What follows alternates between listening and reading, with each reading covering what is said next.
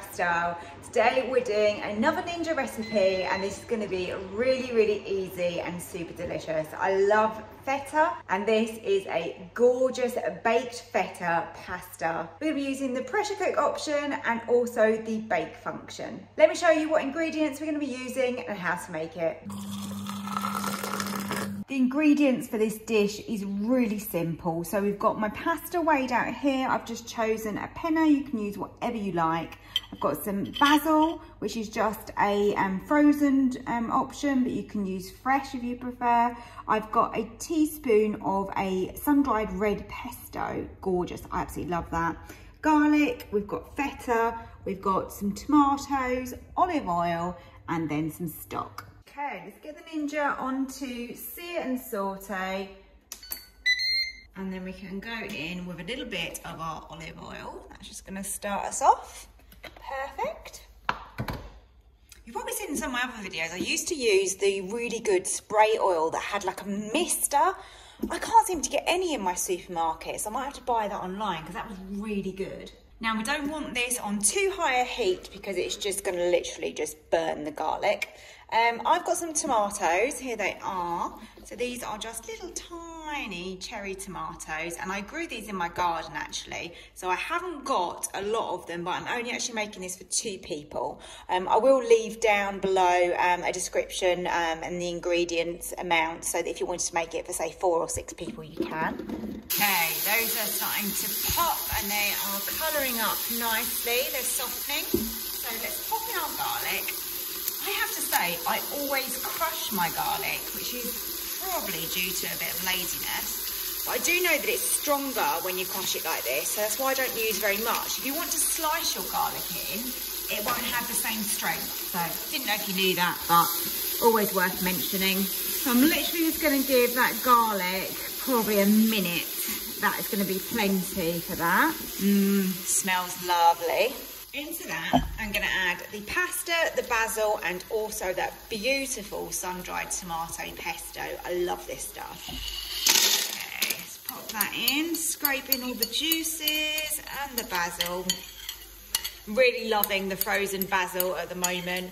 I think I've said this before, but I always kill a plant, so it's a much better cost-effective way, and I think it tastes better than the dried stuff. Coat that pasta. Obviously there's some oil in there still, so get that covered in all that goodness.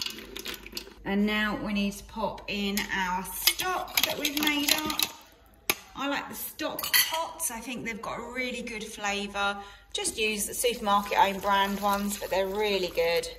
So get that in, that's 300 mils I've just popped in there, the quantity that I'm using today, and get that pasta covered in that liquid. If you haven't pressure cooked before, then it's so important that you've got thin liquid in here, so you need either water or stock to be able to create the steam, and if not, pressure cooking just won't work.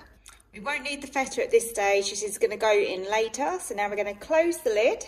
Push this over to seal because we're going to be pressure cooking. Okay, let's push the slider right across to there. Now it's on to pressure cooking. We want a quick release on this because it's pasta. We don't want it to be overcooked. So therefore we want the pressure to come out of there really quickly. And therefore it kind of stops the cooking process. So we're going to go with high and then just 4 minutes because we are actually going to be baking this as well. Normally pasta I would do longer, so normally for penne maybe 5-6 minutes on pressure cook, but because we're going to do the bake option we're going to go with less today. So let's go. The pressure was built up and it's now counting down, so just under 3 minutes to go.